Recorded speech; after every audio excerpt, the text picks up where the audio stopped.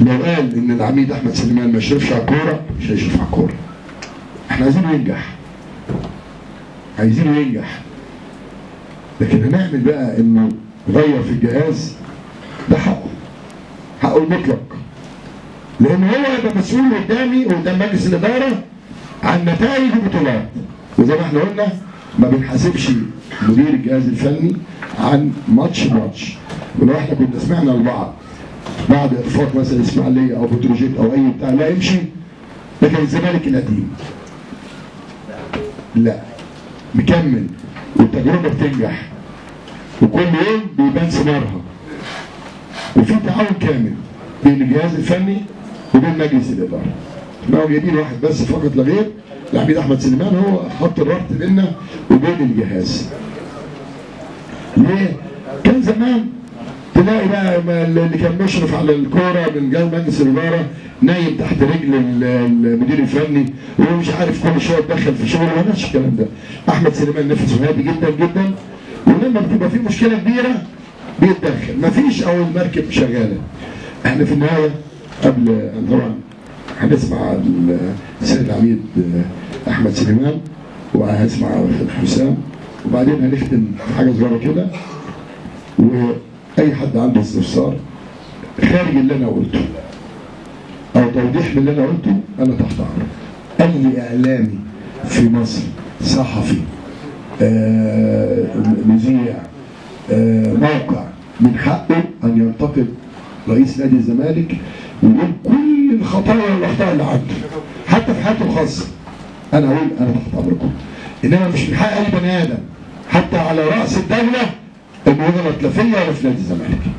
انتقد كما تشاء، لكن اكاذيب، باطل، قله ادب، شتيمه، لا ما عنديش الكلام ده خالص، ما بسمحش بيه. انا راجل متربي في حواري ولاد الفرج وشبرا، وابويا وامي علموني كده، اللي يحترمني هشيله فوق دماغي، اللي ادبه اديله بالجزمه اللي في رجلي. تاني واضح، يلا جيبوا لي اللي هي لا اخد بالجزمه. الجزمه هي القانون. يعني القانون هو انا عايز اعاقبك.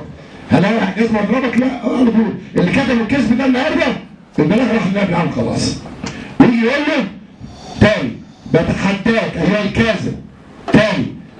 ودي بالنسبه اقول اللي كان في مكالمه بيني وبين الاخ صلاح دياب صاحب الجورنال امبارح بالليل حوالي ساعه، ومش قال له قريب طبعا اعتذر وقال لي انا محرج من اللي كتب ومكسوف من اللي كتب لانه عارف ان كتب اكاذيب، وانا لم تقرا هذه الاكاذيب مره اخرى في هذا الجورنال المحترم لانه في ناس كتير محترمين شغالين فيه.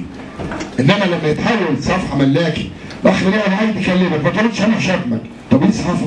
الاخ اسلام صادق يقول ما اكلمك ما تروح انا شتمك، مش عارف مين ابو حسين شتمك، خلاص الاخ ابن عم جاي شتمك، طب دي صحافه يا جماعه؟ لا، الصحافه انتقد.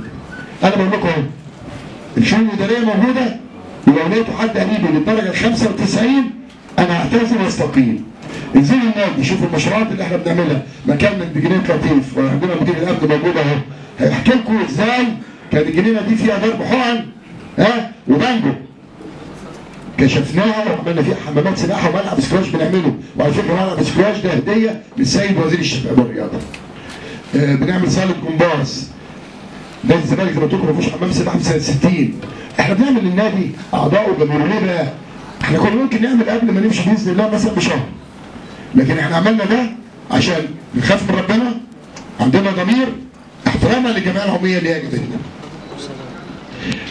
في النهايه طبعا السيد احمد جلال هيبقى رئيس النادي يمكن بعد بكره لمده 10 ايام عشان انا عندي مؤتمر في ابو ظبي ودبي، وطبعا فرحان جدا. هي دي كان نفسي المؤتمر ده يتاخر يوم الاربعاء، خلاص لكن انا واثق فيه وواثق في قدراته ومجلس الاداره. هنسمع السيد عميد احمد سليمان هيقول لكم ملخص.